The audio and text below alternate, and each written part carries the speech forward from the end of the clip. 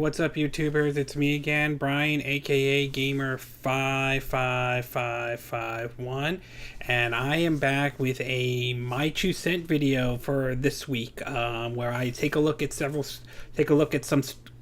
gaming related stories and give you my opinion on what I think about them. And for this week, we're going to be looking at 3 stories though. For this week, the first one came actually last week, and it came kind of a big announcement though, and that one is Kingdom Hearts 3. As we all know, that game has been in development hell for quite some time, and they were recently showing the game off at D12. I think that's sort of a Disney event, and they showed off gameplay of a new world that we'll be visiting, which is basically the Toy Story world, which is kind of neat though. We've also learned some new stuff that's come out. We announced that in a recent interview with Famitsu, we've learned that there will be fewer worlds in Kingdom Hearts 3 than there were in Kingdom Hearts 2. Kingdom Hearts 2 has 12 worlds in total, and thus far we have 4 worlds to confirm in this game, so we don't know if there's going to be more or not.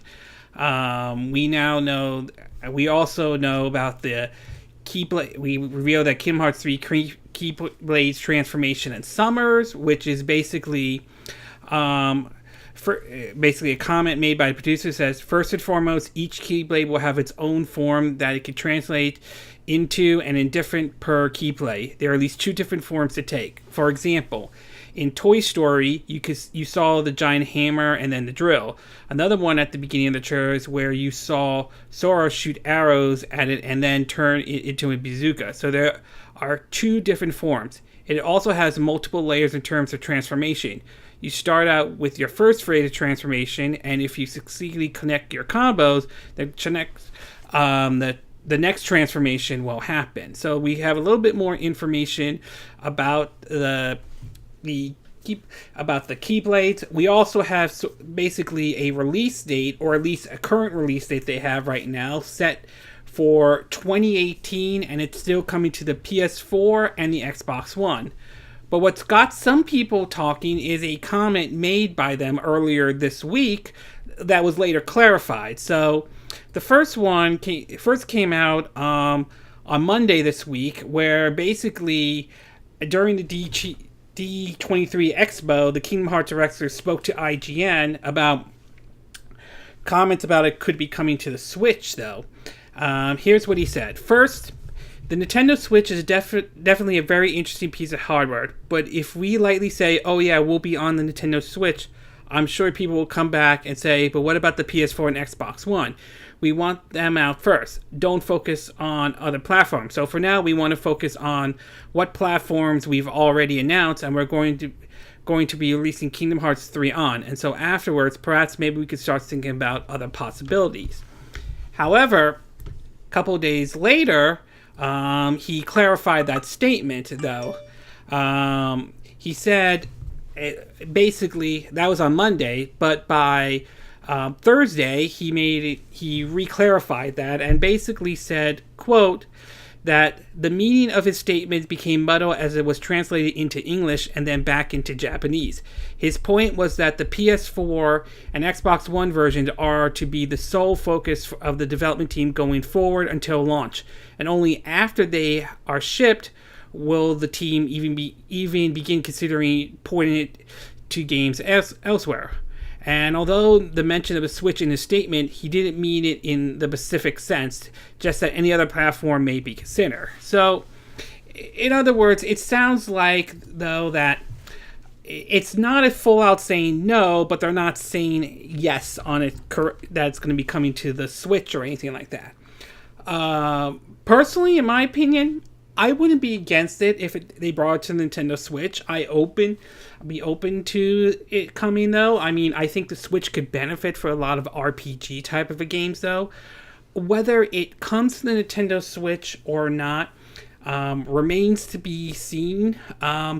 Assuming it does, let's just say for argument's sake, it did came to the Nintendo Switch.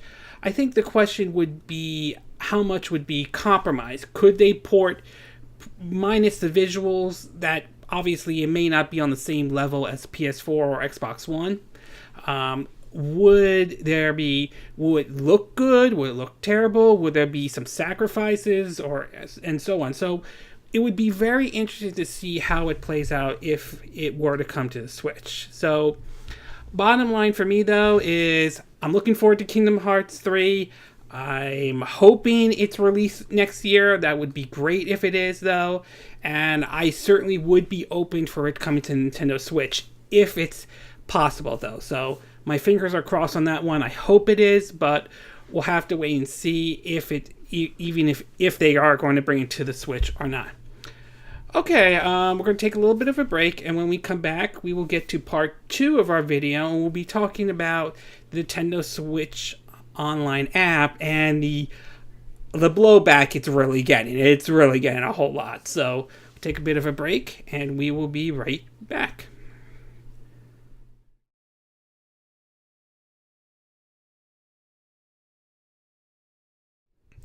Okay, and we are back with part 2 of our video, and for the second part, we are going to be taking a look at my thoughts about the Nintendo Switch Online app. Some of you may or may not know the app went on live this week, I believe yesterday, and well, let's just say the response to the app has not been kindly, and for a lot of YouTubers and for a lot of people out there, the worst fears have come up. Supposedly, according to Play Google, it is certainly sitting with a rating of 3 stars out of, like, as of this time, 4,535 people with 5 stars receiving 2,133 people liking it, with 1,801 disliking it. Whether or not people are just trolling or not remains to be seen. And over on let me close this out. All right. And over on Google, over on at the App Store, on basically Nintendo, on the App Store right here. Let me see if I can get it up right here. Let's see. Let me get it out. And Nintendo Switch. It has a current rating out of 808 people. It has a current rating of only 2 stars right now, based on the reviews. And a lot of people are saying that this is like, some people are okay with the app and all. They liked, besides the voice chat, they liked some of the things that they have on it. Others are calling this a horrible concept. The concept of having to use a mobile phone for a service that should have been included with your console is absolutely ridiculous. There's literally no reason that lobby making voice chat shouldn't be literally in the console itself, as any other console does. What benefit is there of having these features on the phone? So there are some out there who are defending it, but overall the results out of this, if you can see right here on the phone, if I could get it up, so far has not been, if I can't get it up that there. All right. So far it's not been very good though. And let's just say it's not been really good exactly though. And some people have voiced their opposition. There has been several videos of it though. I have taken a look at some of the stuff though. I haven't downloaded the app or anything, but it seems that there are some areas that the game does seem to do work. According to Nintendo Life, the high point is the Splatoon 2 area, Splatnet 2, which is actually rather neat. It rapidly updates you with your in-game data. You can see fun details and even works towards rewards. This hub informs us of stage rotations and events and has a handy item store when players can buy clothes and gear that pop up in the game. It all works, and it very much represents the best of how Nintendo account infrastructure is supposed to operate. And the voice chat solution also works. According to them, they point out that you can, in terms of voice chat solution, it points out that You can use a wireless Bluetooth headphone for the voice chat, but remember that you can only hear the voice of other players. All in-game sounds will be restricted to the Switch itself. A special headset is required to mix them together. And of course, the big one that some people don't like is if you get a call on your smartphone during the game session, the voice chat will disconnect automatically. It will restart in the same room once you open the Nintendo Switch Online application again, provided that the match is still active. If you exit the Switch Online app during play to load up another application, voice chat will also be disconnected. That's a big issue some people have. It points out that you can't use voice chat outside of the game, so to chat with your friends, they need to be presented in the online lounge within Splatoon 2 or any other compatible game. You can't share your Nintendo account for voice chat on multiple smart devices. You have to sign out of one device before using your Nintendo account for another. So a lot of people are not happy with the voice chat option. They point out that the whole thing is awkward, terrible, bare bone. Others are saying it's a complete joke in any way. There basically says your phone does all the voice auto, so you need a way to plug your Switch into a splitter that will merge the source so you can hear both the game and your friends. To do that, you need to keep the Switch close to you because neither the Joy-Con pad nor the Pro Controller have a headphone jack, which personally I think they should have added something like that. What are you supposed to do when you want to talk to your friends while playing on the TV? Sit 2 feet from your display, I guess? So, I mean, in other words, the response has not been very positive to this, and like I said, I haven't downloaded it, so I really don't know the experience, but it's pretty clear that a lot of people are not happy with it, though, and I really think that if this is Nintendo's real solution, if this is their idea of a voice chat, it's not a good one. I really, really think that Nintendo needs to take some of these criticisms, take some of these feedback and some of these criticisms very seriously. I know there are some who will argue that some people are pushing it too far with the criticisms or taking it way out of line, and to some degree there's some truth to that. I will admit there are some that are maybe pushing it a little too far, but I'm not going to dismiss all of the criticism. I think that, to me, this looks like a dumb idea. Even though I don't use voice chat, I really think they should have allowed a headphone jack in, say, like, if I could get this out here, in the Pro Controller right here. They really should have added one for that option as well. It's just a bad way of how they're approaching this, and I really hope they do take a lot of these criticisms very seriously. And to be fair, the online service, the pay online service, won't launch until sometime next year. We don't know when, though, so they have time to fix it, and I seriously hope they do fix it. But I think a lot of people are just saying, why not just go discard and all, or anything like that.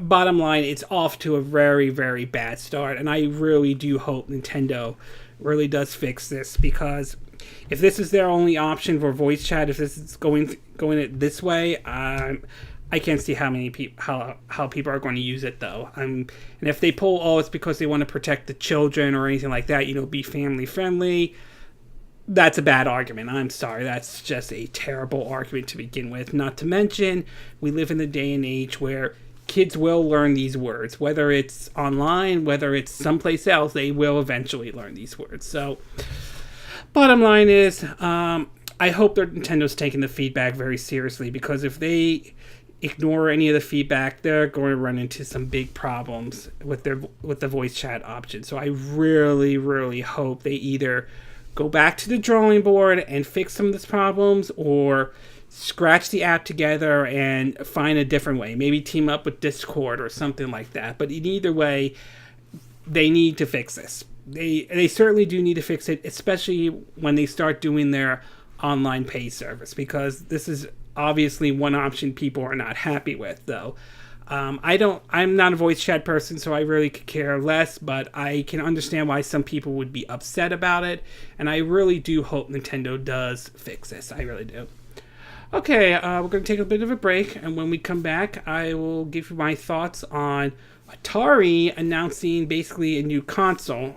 Sort of, though. Sort of a new console. I'm not 100% sure if it's new or not, so we'll take a bit of a break, and we will be right back.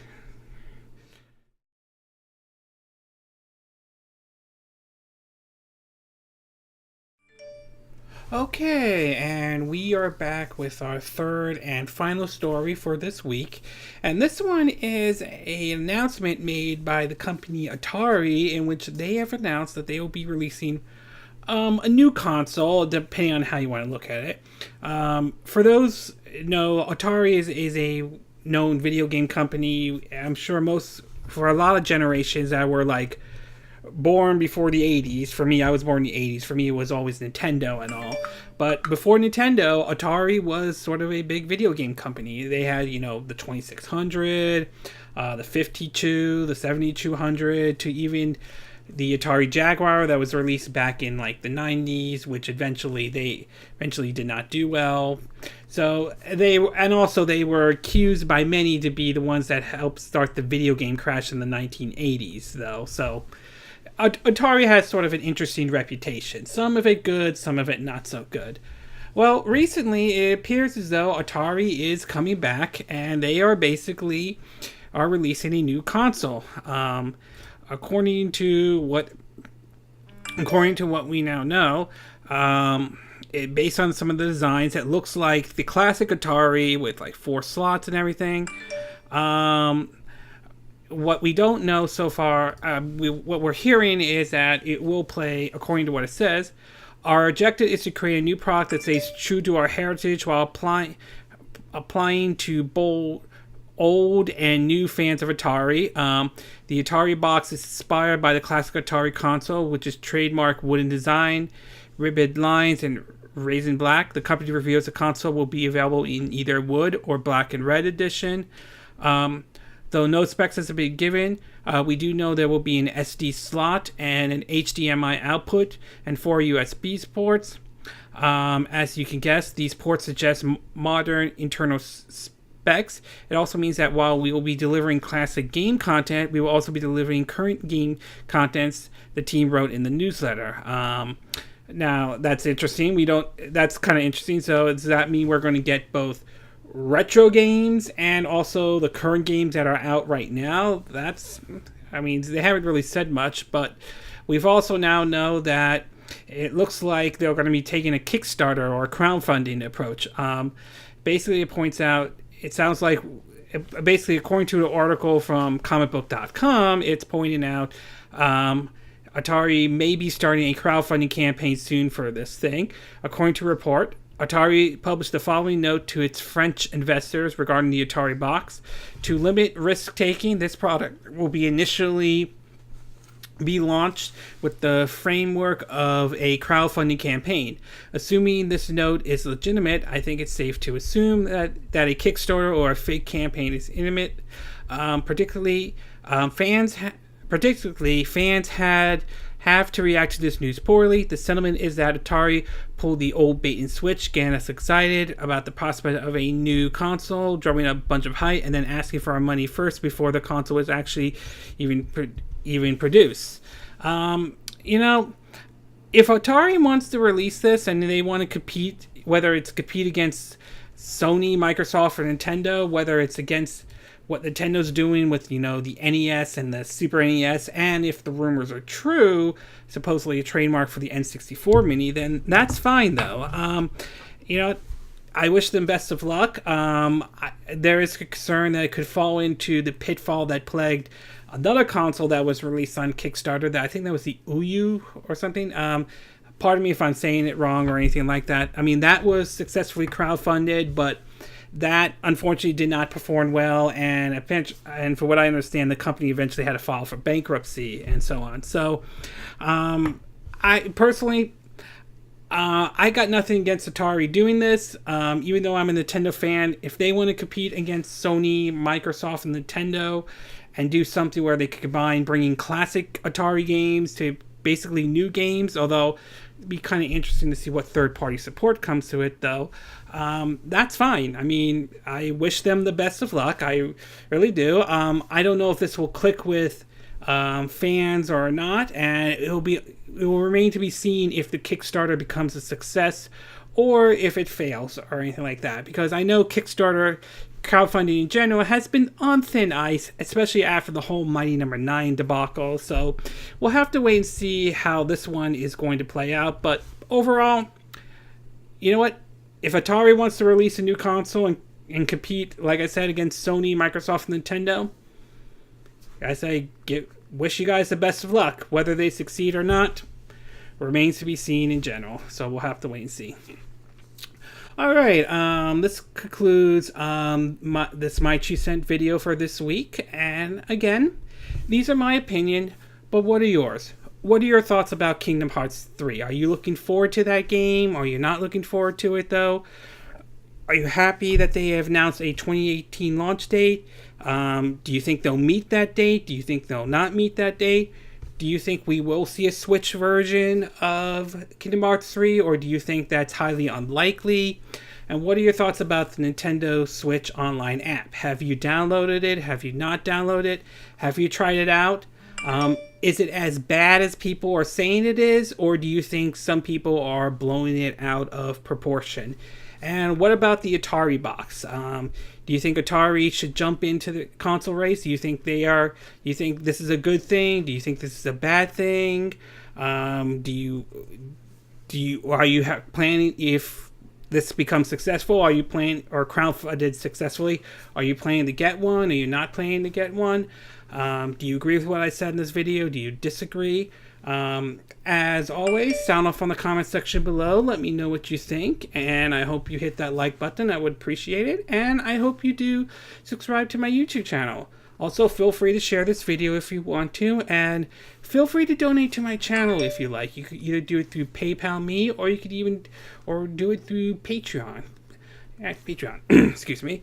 Anyway, this concludes this video for this week, and it's sort of getting evening here in Southern California, even though I have the windows closed in a way. So I will see you again next time when I do another video. Hopefully that'll be soon. Until then, for Southern California, I wish you all a good evening then. Bye.